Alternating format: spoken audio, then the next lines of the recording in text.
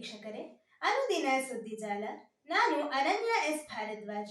ಇಂದಿನ ವಿಶೇಷ ಸುದ್ದಿ ಪ್ರಸಾರ ವೀಕ್ಷಣೆಗೆ ಸ್ವಾಗತ. ಅಣುಶಕ್ತಿ ಖಾಸಗಿ ಕ್ಷೇತ್ರಕ್ಕೂ ಅವಕಾಶ ಮಸೂದೆಗೆ ಲೋಕಸಭೆ ಅಸ್ತು. ಅಣು ವಿದ್ಯುತ್ ಕ್ಷೇತ್ರದಲ್ಲಿ ಖಾಸಗಿ ಹೂಡಿಕೆಗೆ ಅವಕಾಶ ಕಲ್ಪಿಸುವ ಮಸೂದೆಯನ್ನು ಲೋಕಸಭೆಯಲ್ಲಿ ಬುಧವಾರ ಅಂಗೀಕರಿಸಲಾಯಿತು. ಕೂಲಂಕಷ ಪರಾಮರ್ಶೆಗಾಗಿ ಮಸೂದೆಯನ್ನು ಜಂಟಿ ಸಂಸದೀಯ ಸಮಿತಿಗೆ ಜೆಪಿಸಿ ಒಪ್ಪಿಸಬೇಕು ಎಂಬ ವಿರೋಧ ಪಕ್ಷಗಳ ಬೇಡಿಕೆಗೆ ಕೇಂದ್ರ ಸರ್ಕಾರ ಒಪ್ಪಲಿಲ್ಲ. ನಂತರ ವಿಪಕ್ಷಗಳ ಸದಸ್ಯರು ಸಭಾತ್ಯಾಗ ಮಾಡಿದರು.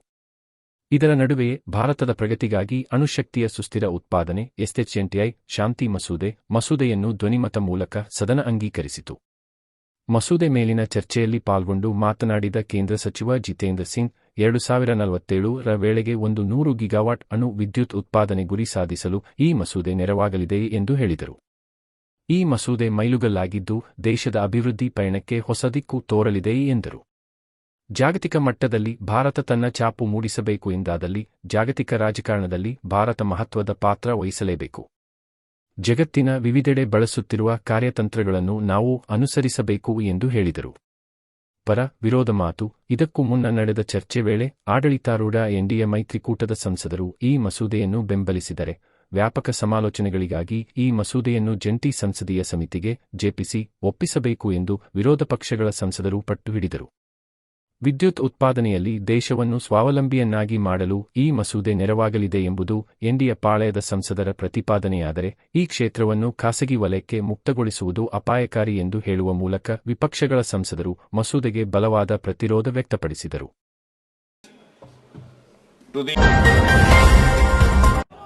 ಢಾಕಾದಲ್ಲಿ ಭಾರತದ ಹಸ್ತಕ್ಷೇಪದ ವಿರುದ್ಧ ಪ್ರತಿಭಟನೆ.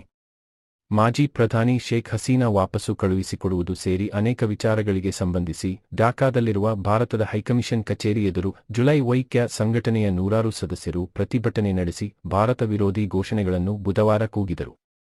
ಭಾರತ ಹೈಕಮಿಷನ್ ಕಚೇರಿ ಮೇಲೆ ದಾಳಿ ನಡೆಸುವ ಬಗ್ಗೆ ಯೋಜನೆಯಿದೆ ಎಂದು ಉಗ್ರರು ಘೋಷಿಸಿದ್ದರ ಬಗ್ಗೆ ಮಧ್ಯಂತರ ಸರ್ಕಾರವು ತನಿಖೆಯನ್ನು ನಡೆಸಿಲ್ಲ ಅಥವಾ ನಮ್ಮೊಂದಿಗೆ ಸಾಕ್ಷ್ಯಗಳನ್ನು ಹಂಚಿಕೊಂಡಿಲ್ಲ. ಇದು ದುರದೃಷ್ಟಕರ ಎಂದು ಬಾಂಗ್ಲಾದೇಶದ ರಾಯಭಾರಿ ರಿಯಾಜ್ ಹಮೀದುಲ್ಲಾ ಅವರನ್ನು ಕರೆಸಿದ ಭಾರತದ ವಿದೇಶಾಂಗ ಸಚಿವಾಲಯ ಬುಧವಾರ ಬೆಳಿಗ್ಗೆ ತನ್ನ ಕಳವಳವನ್ನು ವ್ಯಕ್ತಪಡಿಸಿತ್ತು. ಇದಾದ ಕೆಲವೇ ಗಂಟೆಗಳಲ್ಲಿ ಢಾಕಾದಲ್ಲಿ ಪ್ರತಿಭಟನೆ ನಡೆಯಿತು. ಭಾರತದ ಹೈಕಮಿಷನ್ ಕಚೇರಿ ಸುತ್ತ ಬ್ಯಾರಿಕೇಡ್ಗಳನ್ನು ಹಾಕಲಾಗಿತ್ತು. ಇದನ್ನು ತಳ್ಳಿದ ಪ್ರತಿಭಟನಾಕಾರರು ಕಚೇರಿಯ ಹತ್ತಿರ ಬಂದರು. ಆದರೆ ಇಲ್ಲಿ ದೊಡ್ಡ ಪ್ರಮಾಣದ ಪೊಲೀಸ್ ಭದ್ರತೆಯನ್ನು ನಿಯೋಜಿಸಲಾಗಿತ್ತು. ಇದರಿಂದ ಅಲ್ಲಿಯೇ ನಿಂತ ಪ್ರತಿಭಟನಾಕಾರರು ಭಾರತ ವಿರೋಧಿ ಭಾಷಣಗಳನ್ನು ಮಾಡಿದರು. ನಮ್ಮ ಮೇಲೆ ಪ್ರಾಬಲ್ಯ ಸಾಧಿಸಬೇಡಿ. ನಾವು ಭಾರತದ ಹೈಕಮಿಷನ್ ಮೇಲೆ ದಾಳಿ ನಡೆಸುವುದಿಲ್ಲ. ನಮಗೆ ಭಯವಿಲ್ಲ. ಆದರೆ ಯಾರಾದರೂ ಬಾಂಗ್ಲಾದೇಶದ ಮೇಲೆ ಪ್ರಾಬಲ್ಯ ಸಾಧಿಸಲು ಮುಂದಾದರೆ ನಾವು ಅವರನ್ನು ಬಿಡುವುದಿಲ್ಲ. ಭಾರತದ ರಾಜಕೀಯ ಪಕ್ಷಗಳು, ಮಾಧ್ಯಮ ಮತ್ತು ಸರ್ಕಾರದ ಅಧಿಕಾರಿಗಳು ಪಿತೂರಿ ಮಾಡುತ್ತಿದ್ದಾರೆ ಎಂದು ಪ್ರತಿಭಟನಾಕಾರರು ದೂರಿದ್ದಾರೆ.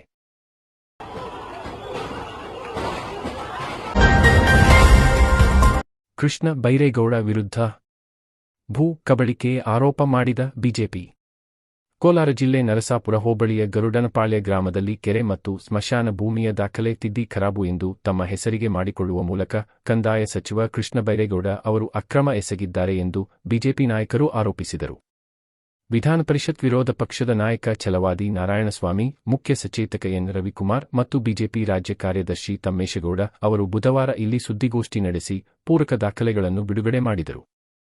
ಕೃಷ್ಣ ಬೈರೇಗೌಡ ಅವರು ಕೂಡಲೇ ತಮ್ಮ ಸಚಿವ ಸ್ಥಾನಕ್ಕೆ ರಾಜೀನಾಮೆ ನೀಡಬೇಕು ಎಂದು ಒತ್ತಾಯಿಸಿದರು. ಈ ಮಧ್ಯೆ ಆರೋಪಕ್ಕೆ ಪ್ರತಿಕ್ರಿಯಿಸಿ ಸಚಿವ ಕೃಷ್ಣ ಬೈರೇಗೌಡ ಮಾತನಾಡಿ, ಲೋಕಾಯುಕ್ತ ಸೇರಿದಂತೆ ಯಾವುದೇ ತನಿಖೆಗೂ ಸಿದ್ಧ ಎಂದು ಹೇಳಿದ್ದಾರೆ. ಛಲವಾದಿ ನಾರಾಯಣಸ್ವಾಮಿ ಅವರ ಆರೋಪಕ್ಕೆ ಪ್ರತಿಕ್ರಿಯಿಸಿದ ಅವರು, ಆರೋಪ ಮಾಡಬೇಕು ಎಂಬ ಕಾರಣಕ್ಕೆ ಯಾವುದೇ ವಿಚಾರ ಇಲ್ಲದಿದ್ದರೂ ಹುಡುಕಿ ಆರೋಪ ಮಾಡಲಾಗುತ್ತಿದೆ. ಗರುಡನಪಾಳ್ಯದ ಭೂಮಿ ನನ್ನ ತಾತ ಅವರಿಂದ ಬಂದ ಪಿತ್ರಾರ್ಜಿತ ಆಸ್ತಿ. ನಮ್ಮ ತಂದೆಯ ಮೂಲಕ ಭಾಗವಾಗಿ ನಮಗೆ ಬಂದಿದೆ. ಬೇಕಾದರೂ ಅದನ್ನು ಯಾವ ಮೂಲದಿಂದಲಾದರೂ ಪರಿಶೀಲಿಸಿಕೊಳ್ಳಲಿ. ಯಾವ ಕಾಲದಲ್ಲಿ ಏನೇನಾಗಿದೆ ಎಂಬುದನ್ನು ಪರೀಕ್ಷಿಸಲಿ ಎಂದರು.